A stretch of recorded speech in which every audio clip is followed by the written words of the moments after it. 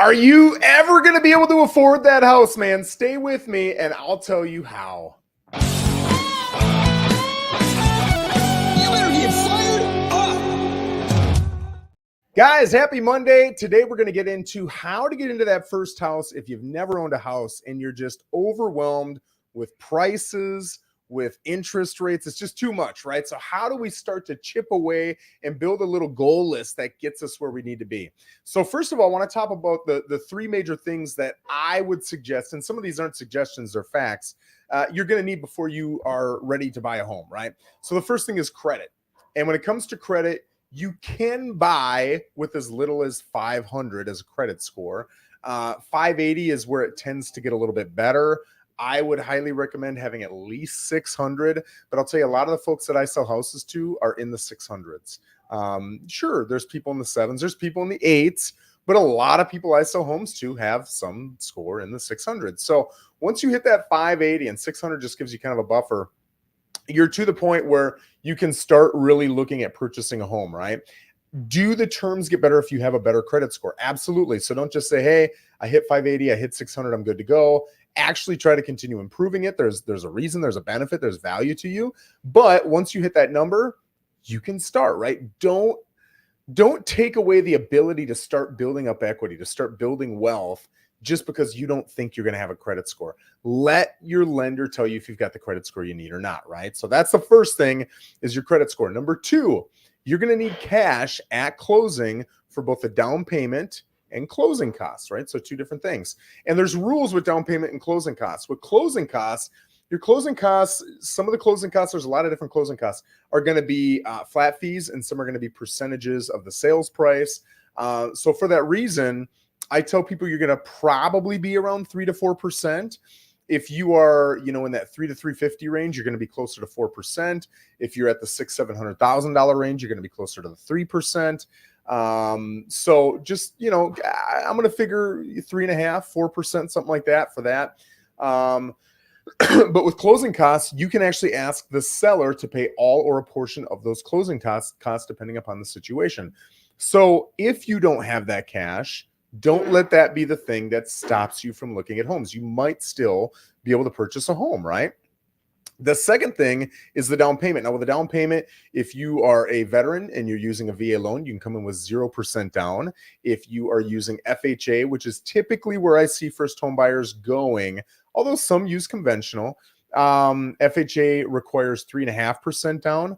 And if you're conventional and it is your first time buying a home, or they define first time home buyer as someone who has not owned a homestead property in the last 36 months, if that's you, you can get in for as little as 3% down, right? So you're looking at 0, 3, or 3.5% down, depending upon the loan type that you use.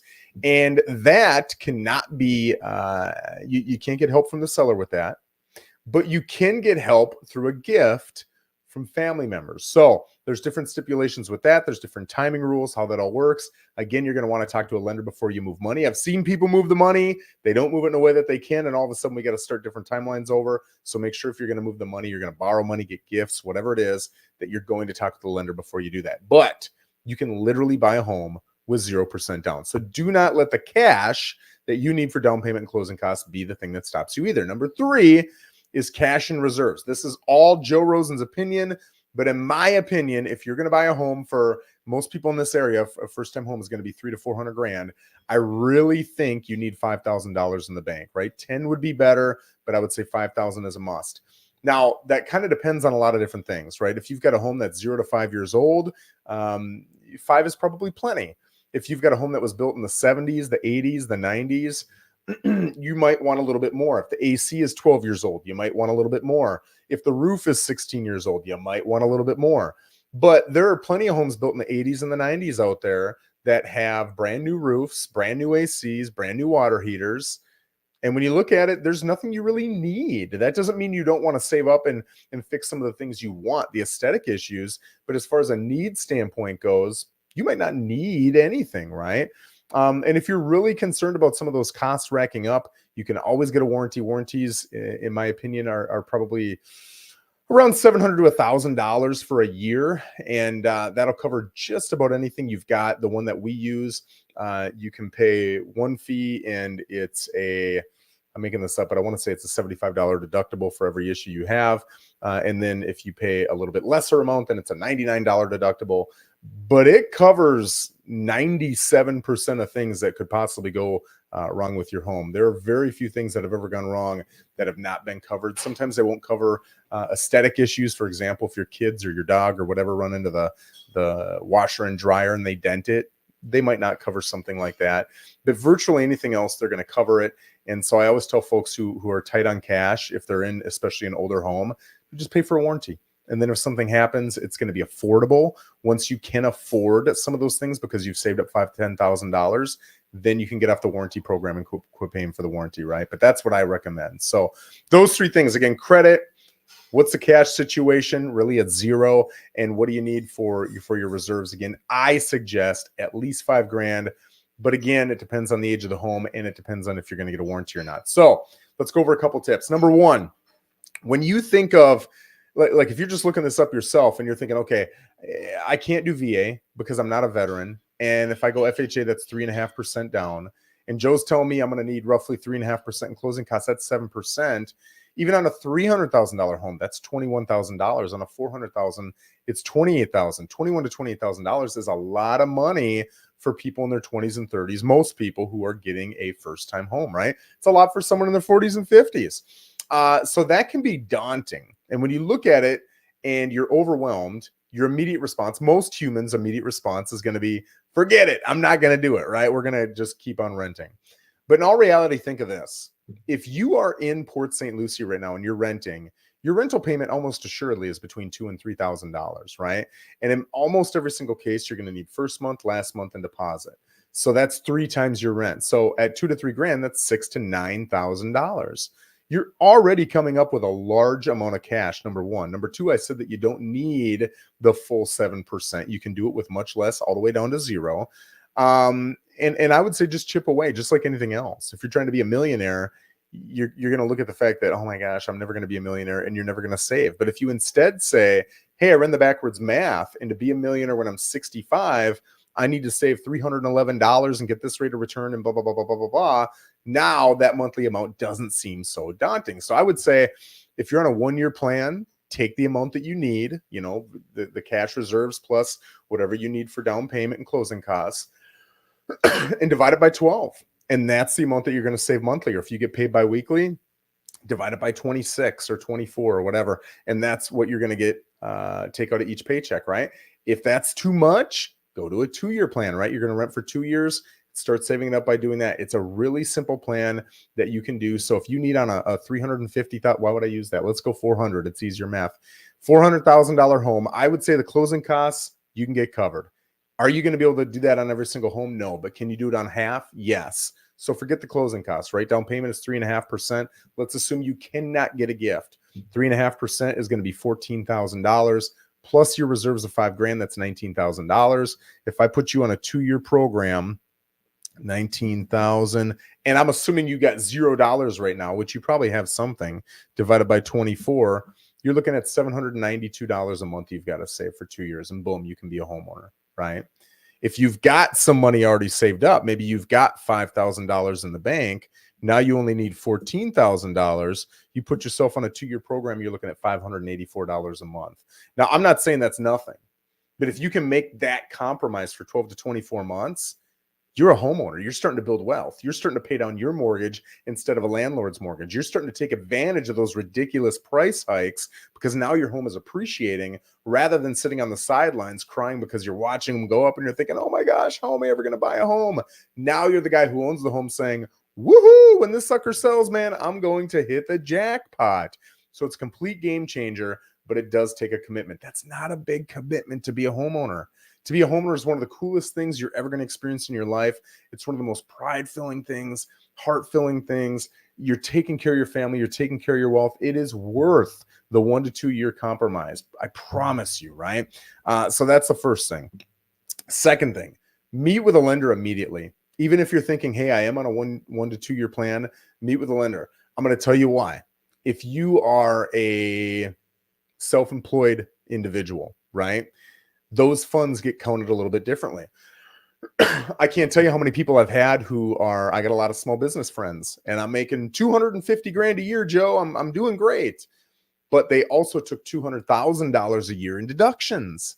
So now their net is $50,000 and they either don't get approved or they get approved for a much smaller number than they thought they would get approved for. Well, if you know that ahead of time, you can change the way you do business, change the way you claim your deductions. You can do a lot of different things, right? You can save up more cash. You can whatever you need to do. But at that point, the lender can give you different options and you're a year or two out. So you've got time to be flexible and bend towards those different things that you could do, right? So you're in a great position.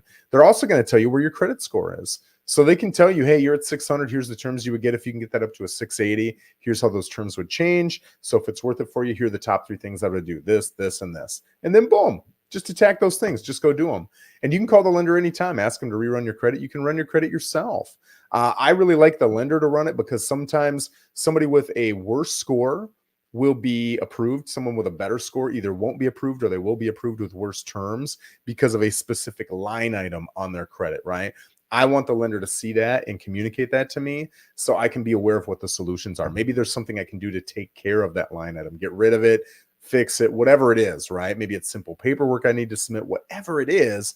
If I can know that up front and I'm a year or two out, man, is that helpful for me to know, right? So really meet with a lender. Now, if your credit is horrible and you want to get it done and you're not on a 1 to 2 year plan, maybe you've got that money or you're close to having that money and you're on a 3-month plan or a 6-month plan. Okay, great. Then if your credit is sucking, like it's in the 500s, I might recommend meeting with a credit repair person. So someone in credit repair, I would say, in my opinion, 70-80% of what they're going to do is going to be stuff that you could figure out by Googling and YouTubing how to fix my credit, right? You can figure a lot of it out, but you've got to do it. They know how to do it efficiently, quickly. They know exactly how things need to be written, sent, communicated. They know the laws, all that stuff. I think it's worth it personally. But if you don't have the money, you don't have the money, right? So if you got the money, they're worth it. I don't know what those credit folks cost. I think from memory, they cost about $100, $200 a month. Sometimes they force you to do a 3-month, 6-month, 12-month deal. Sometimes they don't. I would say just call them, find out, right? Prove yourself wrong. They might be very affordable. It might make sense to you. The good ones, in my experience, have also told you, hey, you're going to want to hire me for 3 months, or hey, you're going to want to hire me for 9 months, or whatever it is. They're not going to keep you on a forever plan. They're going to tell you roughly how long it's going to take to get you from where you are to where you want to be. And they're going to tell you exactly what they're going to do. And then you're going to say, yeah, I want to do that. No, I don't want to do it. But you also have to do your part. So don't think they're magicians. They're not. They're helping you. They know how to do the process. They know how to do the paperwork. They know everything to do. It's great to hire them, but you've got to do your part, right? And then the other 20-30% of stuff that they do is stuff that you're probably not going to figure out through Google and YouTube, or at least it'd be very challenging to do those different things. And they're very helpful. If you get a good credit repair person, they're incredibly valuable to you, right? It's going to change you from, hey, I'm a renter and I'm paying somebody else's mortgage and I'm not building up wealth, to, hey, I've got my own mortgage, I'm paying that down, which is building up equity, and I'm taking advantage of all the appreciation in the market. I'm making money in multiple different layers of being a homeowner right now. This is phenomenal. It creates that. So it is well worth it, right? So guys, there are a few tips to get you from, oh my gosh, I think I'm going to be a renter forever, to, hey, look at me. I finally got some home ownership. This is awesome. I feel like an adult. I feel like I'm moving my wealth. And most importantly for me, I feel like I'm taking care of my family. If you'd like to sit down with me, I don't care if you get another realtor. If you want to sit down, you want to talk about numbers, you want to build a plan, whatever it is, you can find me on Facebook. You can find me on Instagram. Send me a message. You can find my number if you look it up on Google. Send me a text, call me. I'm happy to sit down with you and either do coffee, do a Zoom, whatever it is. Talk about where you're at, what you can do, what you should do. I'll give you recommendations. I'll follow up with you. I'll give you accountability, whatever it is. But I want to see you succeed. I want to see you get that home. One of my biggest goals in real estate. I love selling 7-figure homes. That's fun. That's great. But honestly, the thing that's most rewarding to me is getting somebody who would probably be a lifetime renter out of renting and into home ownership. It changes my life. It makes me feel amazing to do that for people. And if I can help be a part of that journey for you, I'd be happy to. Guys, have a phenomenal day. Thanks for joining me.